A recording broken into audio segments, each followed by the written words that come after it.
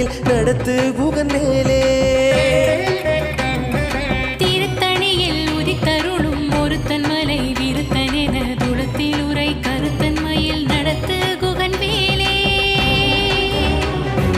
திருத்தணியில் உதித்தருளும் ஒருத்தன் மலை விருத்தனென துளத்தில் உரை கருத்தன் மயில் நடத்து குகன் மேலே